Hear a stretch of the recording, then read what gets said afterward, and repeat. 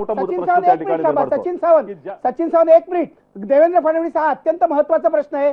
सभेपूर्वी बॉम्बस्फोट झाले होते आणि पोलिसांनी मोदींना सल्ला दिला होता की सावध राहा, सभेला जाऊ नका। मोदी गेले, याचं कारण काय? तुम्हाला राजकारण करायचं होतं का?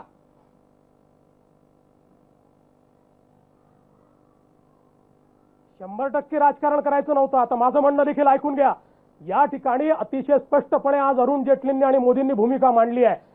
बिहार पोलिसांनी त्यांना जाऊ नका नाही सांगितलं, बिहार पोलीस शेवटपर्यंत पोहोचले नाही। त्यांना गुजरात पोलिसांनी सांगितलं की त्या ठिकाणी तुम्ही जाऊ नका।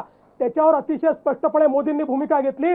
लाखो लोक त्या ठिकाणी आहे आणि बॉम्बस्फोटाने जेवढी हानी होणार नाही, या ठिकाणी बॉम्बस्फोट होत आहेत आणि म्हणून सभा कॅन्सल झाली असं जर सांगितलं तर त्या ठिकाणी स्टॅम्पीड होईल आणि त्या स्टॅम्पीड मध्ये लोक मरतील आणि म्हणून लोकांना योग्य प्रकारे त्या ठिकाणी हँडल केलं पाहिजे, म्हणून ती सभा झाली। देवेंद्रजी मला एक गोष्ट सांगा। सचिन सावंत बोला। नाही देवेंद्रजी मला एक गोष्ट सांगा, ज्या ठिकाणी सभेचं स्थान आहे त्या ठिकाणी अजून बॉम्ब ब्लास्ट अतिशय भयानक झालं। देवेंद्रजी मला एक गोष्ट सांगा, त्या ठिकाणी अजून बॉम्ब ब्लास्ट होणार नाहीत याची खात्री तुम्हाला मोदी देणार होते का त्या ठिकाणचे पोलीस देणार होते? ज्या तऱ्हेनं तुम्ही एक गोष्ट सांगताय त्याकडे स्टॅम्पेड झाला होता, मग त्या ठिकाणी देवेंद्रजी ऐकून घ्या त्या ठिकाणी सभेमध्ये पहिल्यांदा आवाहन करून त्या ठिकाणी सांगायला पाहिजे होतं की तुम्ही आपापल्या घरी जा। टेरर ऍक्टिव्हिटीज धोक्याचा आपल्याला टेरर ऍक्टिव्हिटीज जर माहिती असेल तर ज्या ठिकाणी मोठी गर्दी असेल तिथे बॉम्बस्फोट होत नाही, त्याच्या आजूबाजूला बॉम्बस्फोट होतात। आपण जरा माहिती घ्या, टेरर ऍक्टिव्हिटीज कशा होतात ते समजून घ्या, उगीच राजकारण करू नका। या ठिकाणी मोदींना तुम्ही किती टार्गेट केलं, किती चिखल फेकलं, लक्षात ठेवा जनता मोदींकरता आली होती, ती मोदींना ऐका करता आली होती। जनता मोदींना बरोबर आहे। शांत राहा। एक मिनिट देवेंद्रजी, एक मिनिट शांत राहा दोघेही। मला देवेंद्रजी तुम्हाला एक प्रश्न विचारायचा आहे।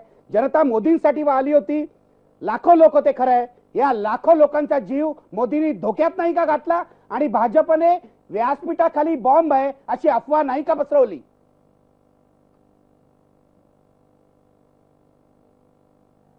अशी कुठली अफवा भाजपने पसरवली नाही। दादांचं चुकीचं आहे, स्पष्टपणे खोटा आरोप आहे।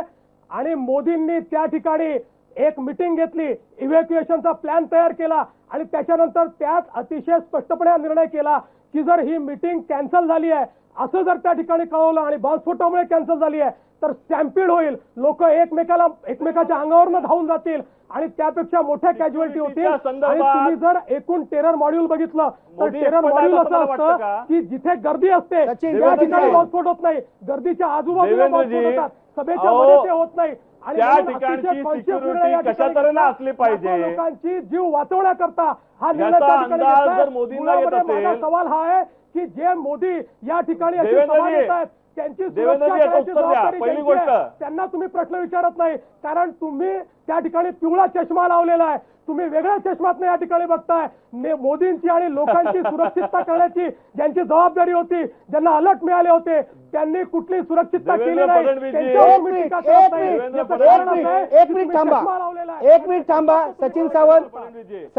मला देवेंद्र फडणवीसांना एकच प्रश्न शेवटी विचारायचा आहे की मी ज्या बॉम्ब त्यांच्या व्यासपीठाखाली आहे ही जी बातमी पसरवली, ही जी अफवा पसरवली, भाजपने पसरवली असं म्हणतोय, हे मी पुराव्यानिशी म्हणतोय। मी काल तुम्हाला दुपारनंतरचे शेकडो ट्विट्स दाखवीन जे मोदींच्या चाहत्यांनी केलेले आहेत।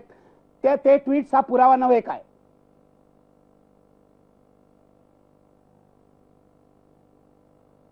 अनेक अफवा त्या ठिकाणी येत असतात। कुठली घटना घडल्यानंतर लोक ट्विट करतात, अनेक अफवा पसरवतात। तुमच्या समर्थकांनी ही अफवा पसरवली नाही काय? तुमच्या समर्थकांनी मुझफ्फरनगरची घटना झाल्यानंतर वेगवेगळ्या लोकांनी वेगवेगळ्या प्रतिक्रिया त्या ठिकाणी दिल्या। त्या काय पक्षाच्या प्रतिक्रिया होत्या का? त्या पक्षाच्या प्रतिक्रिया असं जर तर मला असं वाटतं होईल, हे अत्यंत चुकीचं आहे। कुठलीही गोष्ट उचलायची आणि भाजपच्या नावाने लावायची ही प्रथा बंद करा। हे पुराव्यानिशी